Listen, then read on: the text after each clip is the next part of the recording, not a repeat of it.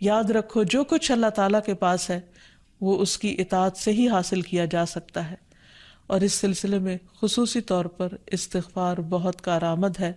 کہ انسان اپنے گناہوں کی معافی مانگتے ہوئے اللہ تعالیٰ سے رزق کے لیے دعا کرے، پھر اسی طرح رشتہ داروں کے ساتھ اچھا سلوک کرے، کیونکہ نبی صلی اللہ علیہ وسلم نے خاص طور پر یہ بات فرمائی ہے کہ جو شخص یہ چاہتا ہے کہ اس کی عمر دراز ہو اور اس کے رزق میں وسعت ہو تو اسے چاہیے کہ وہ صلہ رحمی کرے، یعنی اپنے رشتہ داروں کے ساتھ اچھا سلوک کرے۔ یعنی جس نیکی کا اجر انسان کو دنیا میں بہت جلد مل جاتا ہے، ان میں سے بہت اہم نیکی صلہ رحمی ہے، والدین کے ساتھ حسن سلوک ہے۔ ایک حدیث میں آتا ہے کہ کچھ گھرانوں کے لوگ جو فاسق و فاجر بھی ہوتے ہیں لیکن جب وہ صلہ رحمی کرتے ہیں تو اس کی بنا پر ان کے مال بڑھ جاتے ہیں، یعنی رشتہ داروں کے ساتھ اچھے سلوک کی وجہ سے ان کے مال میں اور اضافہ ہو جاتا ہے اور ان کے افراد کی کثرت ہو جاتی ہے۔ پھر انسان ہمیشہ یہ یاد رکھے کہ مال دینے سے بڑھتا ہے،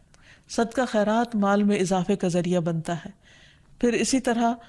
خرید و فروخت میں سچ بولنا مال میں برکت پیدا کر دیتا ہے اور جھوٹ مال کی برکت کو اٹھا دیتا ہے۔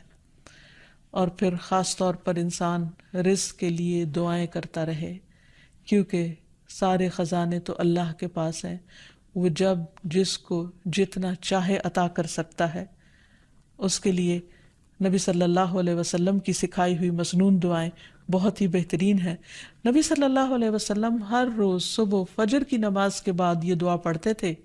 اللہم انی اسألک علما نافعا ورزقا طیبا وعملا متقبلا۔ اے اللہ میں تجھ سے علم نافع،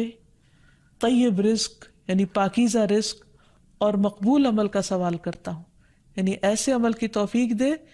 جو تیرے ہاں قبول ہو جائے، تجھے پسند آ جائے۔ اور اس کے ساتھ ساتھ انسان کو حرام سے بچنے کی دعا کرنی چاہیے۔ اس سلسلے میں آپ صلی اللہ علیہ وسلم نے جو دعا سکھائی وہ ہے اللہم اکفنی بحلالک عن حرامک واغننی بفضلک عمن سواک۔ اے اللہ اپنے حلال کے ذریعے حرام سے میری کفایت فرما، یعنی مجھے اتنا حلال دے کہ مجھے حرام کی ضرورت ہی نہ رہے، اور اپنی مہربانی سے مجھے اپنے علاوہ ہر ایک سے بے نیاز کر دے، یعنی مجھے انسانوں کا محتاج نہ کر، کسی اور کا محتاج نہ کر، صرف اپنے خزانوں سے عطا فرما۔ پھر اسی طرح خاص طور پر بڑھاپے کی زندگی کے لیے وسعت رزق کی دعا کرنی چاہیے، کیونکہ جب انسان بوڑھا ہو جاتا ہے تو اس کے اعضاء کمزور ہو جاتے ہیں، وہ اپنے لیے خود کچھ کمائی نہیں کر سکتا، وہ دوسروں پر ڈپینڈنٹ ہو جاتا ہے، تو اس وقت وسیع رزق کی دعا سکھائی گئی۔ فرمایا